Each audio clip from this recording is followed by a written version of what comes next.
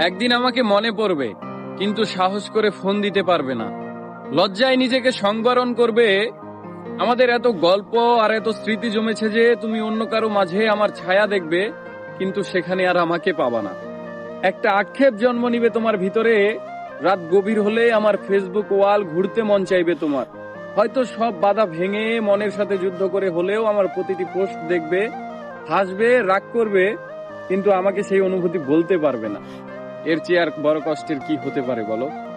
কোনো এক ভোরে কিংবা গভীর রাতে ঘুম ভেঙে ফোন চেক করে দেখবে আমার কোনো টেক্সট আছে কিনা।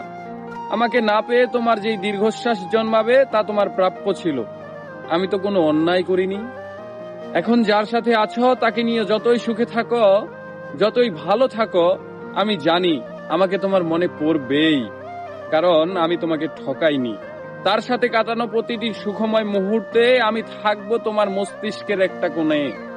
এর চেয়ে বড় শান্তির আর কি হতে পারে বলো? আমাকে কষ্ট দেওয়ার প্রতিটি পাপ তোমাকে ঘিরে ধরবে। একদিন তুমি অসুখী হবে, একদিন তোমারও আমার জন্য কাঁদতে মন চাইবে, কিন্তু চোখের পানি আর আসবে না। এক শীতে সমুদ্রে স্নান করতে যাবে, সাথে প্রিয় মানুষটা থাকবে, অথচ সেখানে আমার থাকার কথা ছিল। এক জ্যোৎস্নার রাতে আকাশ দেখে তোমার চোখের কোণায় পানি জমবে। এত সুন্দর রূপালী জ্যোৎস্না আমাকে ছাড়া দেখবে, আর কষ্ট তোমাকে জাপটে ধরবে না। এটা হয় বলো?